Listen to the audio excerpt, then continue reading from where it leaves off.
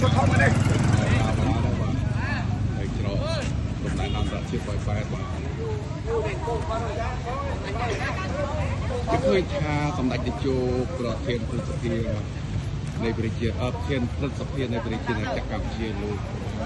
tiêu thiêu ở bọc rộp vô hồ mai dương là lọc sắp quên càng như sắp mai dương miền hào cùng from một bạn này sắp thay là kêu mơ nghề đại kê mà dương cho chứ đại cái chô lô bàn nó có tô ở bọc rộp dương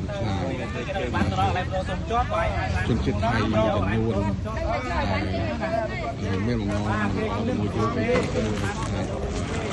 cái thayมาเปิดมา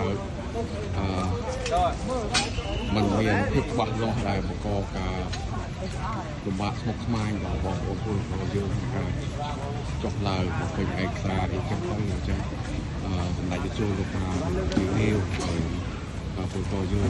ตลอดมาเพื่อนมาจะเอาไปได้ตัวเยอะมาดูเท่าไปดิเสร็จกันเยอะมันมาโดยการที่เรามาไปชนะมุนกเตโดยមានឱកាសការងារដល់សម្បូរបែបនៅក្នុងស្រុកហើយប្រទេសយើងក៏ជាប្រទេសវិស័យកសិកម្មខ្លាំងផងដែរយើងមិនខ្វះ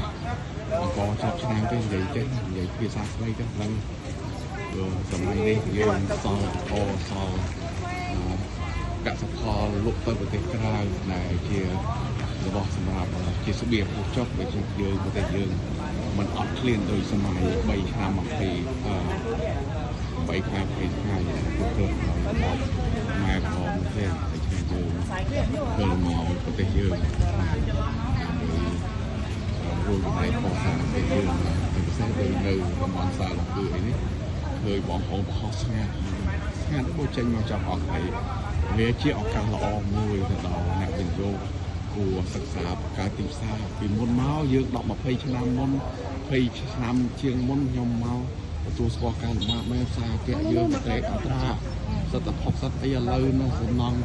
នោះនៅមើលព្រោះប៉ែយើងឥឡូវសំណងច្រើនណាស់ជាពលឡើងវាដបូលគេមើលទៅវាខ្លាំងថាមកគូសេដ្ឋកិច្ចនៅតំបន់ជីដាកម្ពុជាយើងខ្លាំងដូចនេះ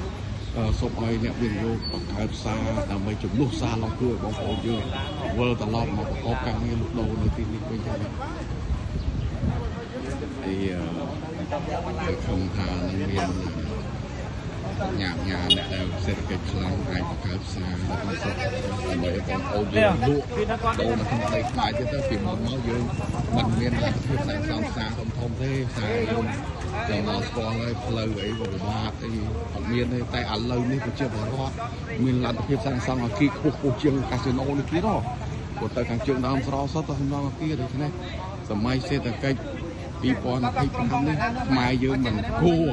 ហ្នឹងមិនគួរទៅលក់នៅក្នុងទឹកដីថៃតទៀតទេប្រហែលផ្សារដល់ខ្លួនឯងទៅបងអរគុណបាទខ្ញុំឡៃលីខុសក្តីនីកាបាទ